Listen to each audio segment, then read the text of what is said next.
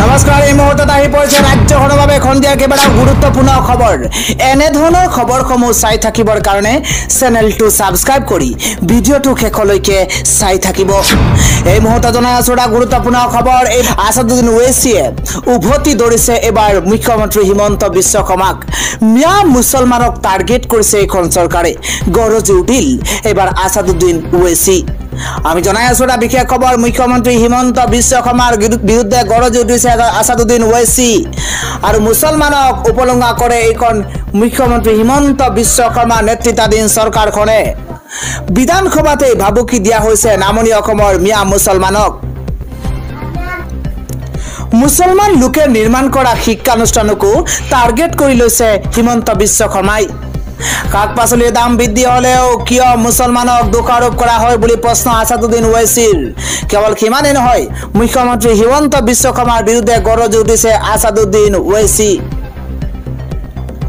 পৰৱৰ্তী আন এক গুৰুত্বপূৰ্ণ খবৰ হৈছে নামাজ বিৰতি বাতিল কৰি বিপদত পৰিছে হিমন্ত বিশ্ব শৰ্মা বিজেপি চৰকাৰ হিমন্ত বিশ্ব শৰ্মাৰ বাবে বিপদত এবাৰ মোদী চৰকাৰ নামাজ বিৰতি বাতিল কৰি হিমন্ত বিশ্ব শৰ্মাই যেন বিপদত পেলাইছে মোদী চৰকাৰক শেহতীয়াকৈ নামাজ বিতৰ্ক চলি আছে দেশৰ ৰাজনীতিত একবাৰ তুলপাৰ লাগিছে অসম বিধানসভাত নামাজ বিৰতি বাতিলৰ সিদ্ধান্তত এবাৰ ক্ষুণ্ণ হৈ পৰিছে জেডিইউ আৰু এলজেপি নামাজক লৈ হিমন্ত বিশ্ব শৰ্মাৰ সিদ্ধান্তত এবাৰ থৰক বৰক মোদী চৰকাৰ হিমন্তৰ সিদ্ধান্তত খৰ্গহস্ত হৈ পৰিছে মোদী চৰকাৰৰ সহযোগী দল জেডিইউ আৰু এলজেপি হিমন্ত বিশ্ব শৰ্মাৰ সিদ্ধান্তত খৰ্গহস্ত হৈ পৰিছে মোদী চৰকাৰৰ সহযোগী দল হিমন্ত বিশ্ব শৰ্মাক কঠোৰ সমালোচনা জেডিইউ আৰু এলজেপিৰ পৰৱৰ্তী আন এক গুৰুত্বপূৰ্ণ খবৰ হৈছে বুলডোজাৰ নীতিক লৈ ক্ষুণ্ণ হৈ পৰিছে উচ্চতম ন্যায়ালয়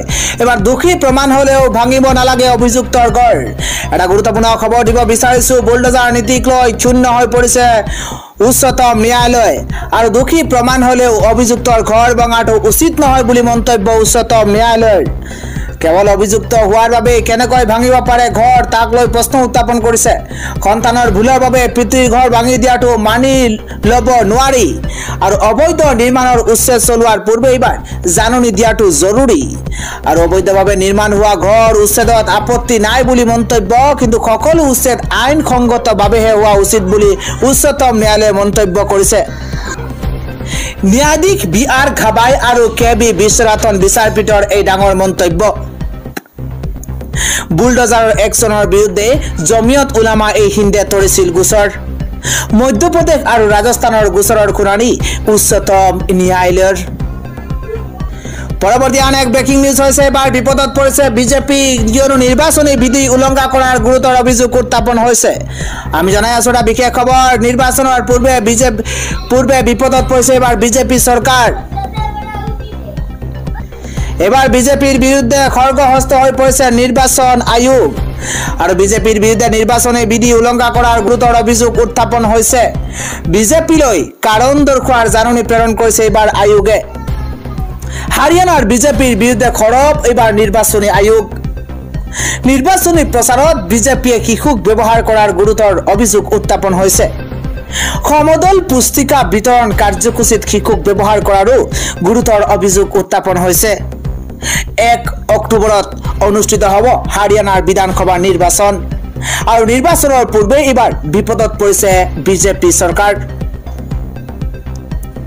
এবাৰ বিজেপিৰ বিৰুদ্ধে খৰ্গহস্ত হৈ পৰিছে নিৰ্বাচন আয়োগ পৰৱৰ্তী খবৰ বিহাৰত 4 ঘণ্টাকৈ দিয়ক নামাজৰ বিৰতি এবাৰ খৰব মুখ্যমন্ত্ৰী হিমন্ত বিশ্ব শৰ্মা এটা বিশেষ খবৰ নামাজ বিৰতিক লৈ তেজস্বী যাদৱক উভতি ধৰিছে মুখ্যমন্ত্ৰী হিমন্ত বিশ্ব শৰ্মাই আৰু নামাজ বিৰতিক লৈ মুখ্যমন্ত্ৰী কঠোৰ সমালোচনা কৰিছিল আৰজেডিৰ তেজস্বী যাদৱে নামাজ বিৰতি বিলুপ্তি কৰাটো মোৰ সিদ্ধান্ত নহয় আৰু আমাক জুমাৰ নামাজৰ বিৰতি নালাগে আমি কাম কৰিম অসমৰ 25 জন মুছলমান বিধায়কৰ এজনেও ইয়াৰ বিৰোধিতা নকৰিলে নামাজ বিৰতি বিলুপ্তিক লৈ অসমত কোনো প্ৰতিবাদ হোৱা নাই অসমখন সম্পূৰ্ণ ধৰ্ম নিৰপেক্ষ তেজস্বী যাদৱক হজৰত মুহাম্মদৰ বাণী শুনাইছে মুখ্যমন্ত্ৰী হিমন্ত বিশ্ব শৰ্মাই উপদেশতকৈ আৰ্হি ভাল এবাৰ মুখ পৰামৰ্শ দিয়াতকৈ বিহাৰত 4 ঘণ্টাকৈ নামাজ বিৰতি দিয়ক তেজস্বী যাদৱে নামাজ বিৰতিক লৈ তেজস্বী যাদৱক উভতি ধৰিছে মুখ্যমন্ত্ৰী হিমন্ত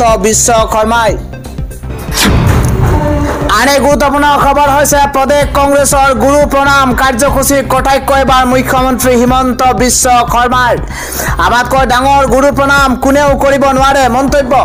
5 ছেপ্টেম্বৰত কংগ্ৰেছৰ গুৰু প্ৰণাম কাৰ্যসূচী হাতত লোৱা হৈছে আৰু 5 লাখ শিক্ষকক প্ৰণাম জনাব প্ৰদেশ কংগ্ৰেছে।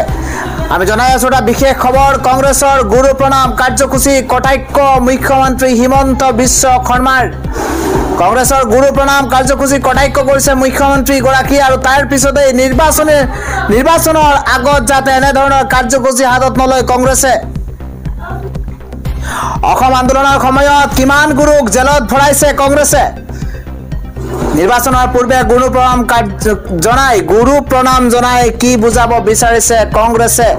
5 ছেপ্টেম্বৰ শিক্ষক দিৱসৰ দিনটোতে কংগ্ৰেছে কাৰ্যসূচী হাতত লৈছে আৰু তাৰ বিৰোধিতা কংগ্ৰেছৰ বিজেপিৰ আৰু মুখ্যমন্ত্ৰী হিমন্ত বিশ্ব শৰ্মাই কয় যে নিৰ্বাচনৰ পূৰ্বে গুৰু প্ৰণাম জনাই কি বুজাব বিচাৰিছে কংগ্ৰেছে। আমি 24,000 শিক্ষকক নিয়মীয়া কৰি গুৰু প্ৰণাম জনালো আৰু ইয়াতকৈ ডাঙৰ প্ৰণাম আৰু কি থাকিব পাৰে নেকি, কিবা থাকিব পাৰে নেকি। 5 ছেপ্টেম্বৰত কংগ্ৰেছৰ গুৰু প্ৰণাম কাৰ্যসূচী।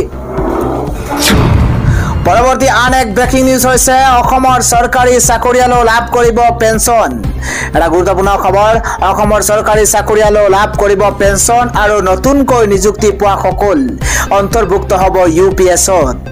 এপ্ৰিল মাহৰ পৰা UPS আঁচনিৰ অধীনলৈ আহিব নতুনকৈ নিযুক্তি পোৱা কৰ্মচাৰীসকল আৰু নিযুক্তি পত্ৰ বিতৰণ অনুষ্ঠানত ঘোষণা মুখ্যমন্ত্ৰী হিমন্ত বিশ্ব শৰ্মাৰ। আন এক খবৰ হৈছে আপৰ বিধায়ক আমানতুল্লাহ খানক আৰু গ্ৰেপ্তাৰ এবাৰ ইডিৰ। আপৰ বিধায়ক আমানতুল্লাহ খানক ইডিয়ে গ্ৰেপ্তাৰ কৰিছে। এটা বিশেষ খবৰ, ৱাকফ বৰ্ডৰ মিন লণ্ডাৰিং গোচৰত বিধায়কজনক গ্ৰেপ্তাৰ কৰা হৈছে। এটা গুৰুত্বপূৰ্ণ খবৰ জনোৱাৰ চেষ্টা কৰিছো। আজি পুৱাৰে পৰা বিধায়কজনৰ বাসগৃহত ইডিয়ে চলাইছিল অভিযান আৰু ইডিৰ অভিযানৰ পাছতেই এবাৰ গ্ৰেপ্তাৰ বিধায়কগৰাকী। পৰৱৰ্তী ব্ৰেকিং নিউজ হৈছে হিমন্ত বিশ্ব শৰ্মা উজনিৰহে মুখ্যমন্ত্ৰী, নামনিৰ মুখ্যমন্ত্ৰী নহয়। কোনে এইদৰে মন্তব্য কৰিছে জনোৱাৰ চেষ্টা কৰিছো। হিমন্ত বিশ্ব শৰ্মা উজনিৰ মুখ্যমন্ত্ৰী আৰু হিমন্ত বিশ্ব শৰ্মা নামনিৰ মুখ্যমন্ত্ৰী নহয় বুলি মন্তব্য। মুছলমানৰ অধিকাৰ খৰ্ব কৰিছে হিমন্ত চৰকাৰে। এটা বিশেষ খবৰ, চৰকাৰে আমাক বলিৰ ফাটা সজাইছে, আমাক শোষণ কৰিছে, আমাক অত্যাচাৰ কৰিছে, আমাৰ জাতৰ ওপৰত অন্যায় চলিছে, আমাৰ মছজিদ ভাঙিছে, আমাৰ ঘৰ ভাঙিছে, আমাৰ অধিকাৰ খৰ্ব কৰিছে চৰকাৰে আৰু হিমন্ত বিশ্ব শৰ্মাই সন্ত্ৰাসবাদীৰ কাম কৰি আছে বুলি মন্তব্য। মুখ্যমন্ত্ৰী হিমন্ত বিশ্ব শৰ্মাই মুছলমান বিৰোধী কথা কৈ থাকিলে নহব। ইফালে হিমন্ত বিশ্ব শৰ্মা চৰকাৰৰ বিৰুদ্ধে বিস্ফোৰক মন্তব্য কৰিছে AIUDFৰ বিধায়ক শামছুল হুদাই। শামছুল হুদাৰ তৰফৰ পৰা এইদৰে বিস্ফোৰক মন্তব্য কৰা হৈছে আৰু মুখ্যমন্ত্ৰী হিমন্ত বিশ্ব শৰ্মাই মুছলমান বিৰোধী কথা কৈ থাকিলে নহব বুলি মন্তব্য। হিমন্ত বিশ্ব শৰ্মাই সন্ত্ৰাসবাদীৰ কাম কৰি আছে, আমাৰ অধিকাৰ খৰ্ব কৰিছে মন্তব্য কৰিছে এইখন চৰকাৰে।